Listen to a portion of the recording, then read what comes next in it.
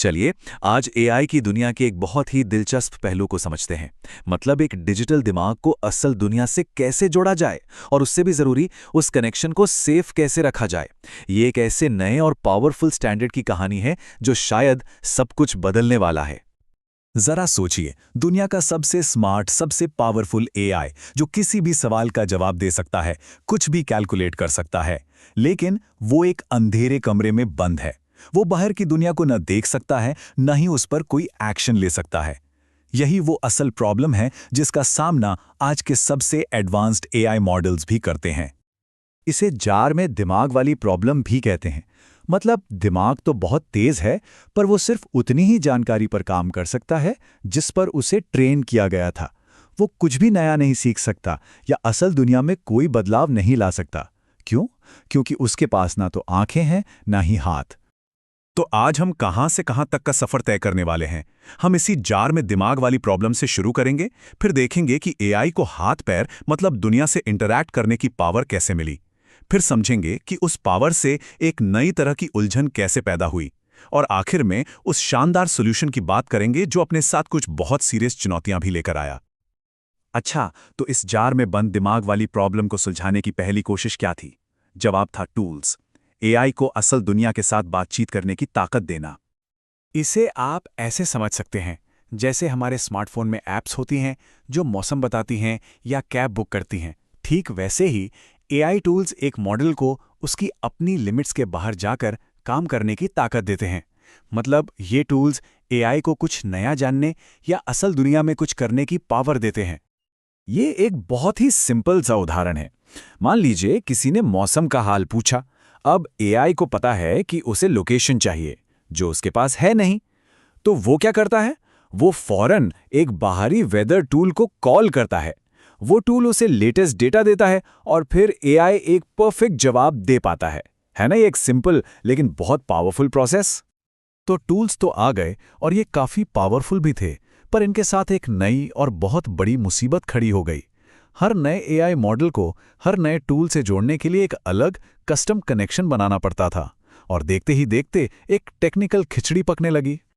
ये इंटीग्रेशन का एक ऐसा दुस्वप्न था जो इनोवेशन की रफ्तार को धीमा कर रहा था और एक बिखरा हुआ, उलझा हुआ इकोसिस्टम बना रहा था। सोर्स में इसकी तुलना तारों के एक उलझे हुए जाल से की गई है। बस सोचकर देखिए, हर नए डिवाइस के लिए आपको एक बिल्कुल नया प्लग और एक नया सॉकेट बनाना पड़े। डेवलपर्स का सारा टाइम और एनर्जी इसी में जा रहा था, जो कि इनोवेशन के रास्ते का सबसे बड़ा रोड़ा बन गया था। तो इस पूरे जंजाल को, इस पूरी उलझन को सुलझाने के लिए एक जबरदस्त आइडिया सामने आया। एक नया ओपन स्टैंडर्ड जिसका नाम है मॉडल कॉन्टेक्स्ट प्रोटोकॉल, या शॉर्ट में एमसीपी। ये इस उलझे हुए जाल को सुलझाने का एक तरीका था। एमसीपी का मकसद बहुत सीधा साधा था। एआई एजेंट को टूल से अलग कर दो। अलग अलग कस्टम कनेक्टर बनाने के बजाय एक यूनिवर्सल इंटरफेस बनाओ, बिल्कुल वैसे ही जैसे यूएसबी ने हमें अलग अलग चार्जरों के जंजाल से आज़ादी दिलाई। ये एक तरह का प्लग एंड प्ले सॉल्यूशन था। और ये क्लाइंट सर्वर वाला आर्किटेक्चर डेवलपर्स के लिए तो गेम चेंजर था। अब उन्हें सिर्फ बेहतरीन एजेंट बनाने पर या फिर स्पेशलाइज्ड टूल्स बनाने पर फोकस करना था, ना कि हर बार नए नए कनेक्टर बनाने की सिरदर्दी पालनी थी। अब यहाँ एक बहुत ही मज़ेदार बात सामने आती है। एमसीपी वैसे तो कई तरह की क्षमताएं देता है, लेकिन डेटा साफ साफ दिखाता है कि इसका इस्तेमाल लगभग पूरी तरह से सिर्फ एक ही काम के लिए हो रहा है, टूल्स। लेकिन कहानी में एक ट्विस्ट है।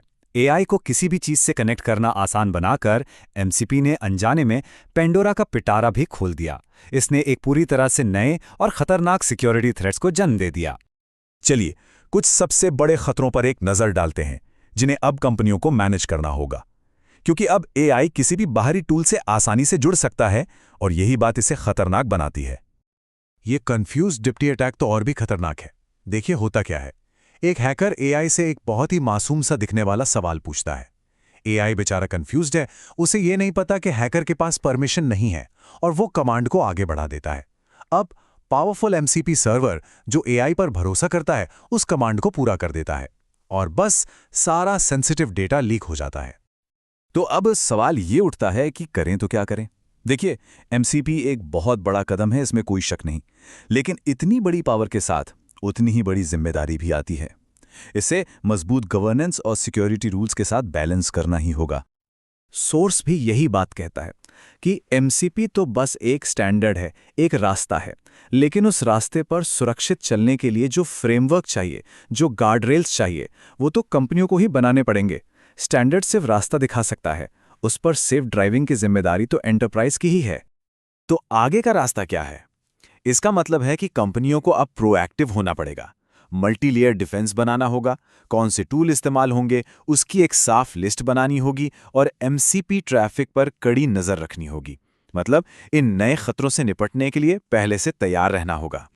और यही वो सबसे बड़ा सवाल है जो एजेंटिक एआई के इस नए दौर में हमारे सामने खड़ा है। पावर तो मिल गई, पर उस पावर को कंट्रोल करने वाले गार्डरेल्स कौन बनाएगा?